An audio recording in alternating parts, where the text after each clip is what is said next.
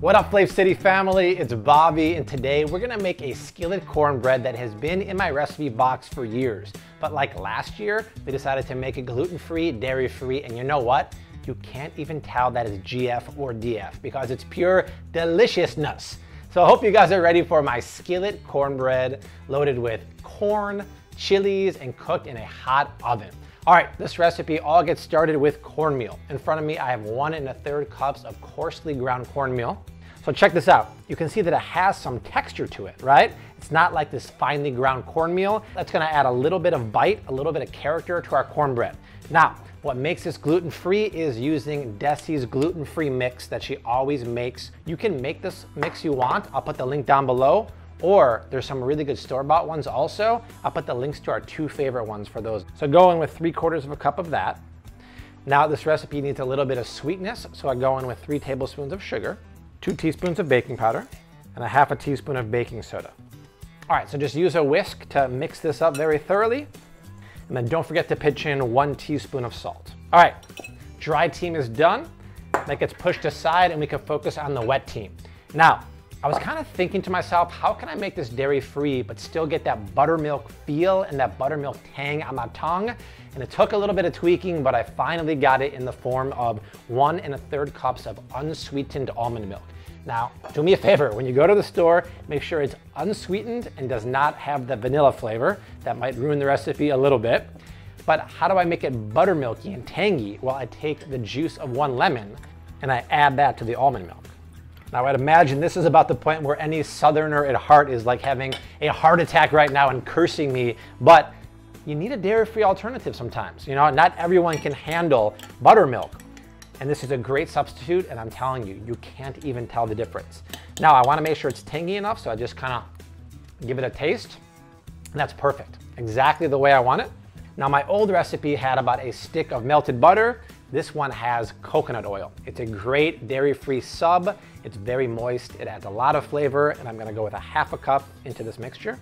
And don't worry, it's not gonna taste like a pina colada. The coconut flavor will not even be present. Now I have 2 eggs here. I'm just gonna crack these guys and get them in. Go ahead and give that a really good whisk up. All right, baking always has certain rules, and one of those rules is the wet team always goes on top of the dry team.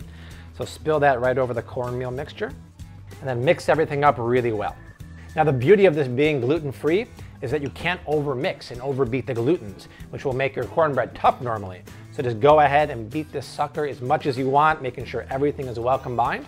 And you can see the baking soda is activating already by these little bubbles that are kind of coming to the surface here. All right, it's time to get the fixins up in this thing. So I have 1 cup of frozen corn kernels. Don't even bother thawing them, just chuck them in there frozen. And 1 can of Mexican green chilies.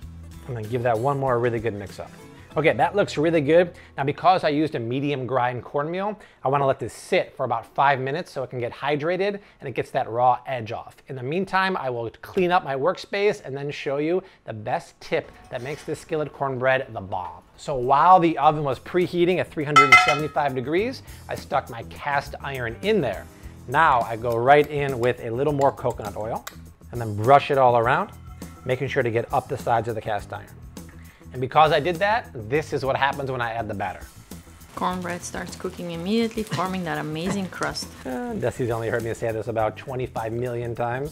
All right, so like Desi just said, it starts cooking immediately and it starts forming that amazing crust immediately. And for me, a cast iron skillet cornbread is all about that golden brown, slightly crunchy crust. So just give it a nice smooth finish like a baby's bottom. And then I'll pop this guy in the oven for about 30 minutes. All right, you guys, it's been 30 minutes and it looks like what bakers call golden brown and delicious, but the only way to know for sure if it's done is take ye old poking stick and stab it right in the center. And if it comes out clean, just like that, we're set. Now, as much as I just want to cut into this right now, I will burn my face off, so this does have to rest 20 minutes, which gives me time to tell you if you want to pair this with the best chili ever, I have a video and a recipe for beef and bean chili that is slow cooked and pairs amazing with this cornbread.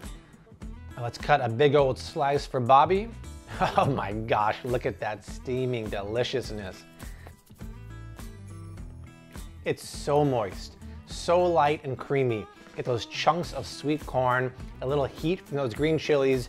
You guys have to make this for winter time, the holidays, whenever you want a comforting loaf of goodness, make this. The recipe is down below, along with all the storage and reheating instructions. Make sure you subscribe to my channel for new videos every Friday. If you want to see 2 more epic recipes, I got them going below me, but I'll see you next week like I always do. #keep on cooking. Peace.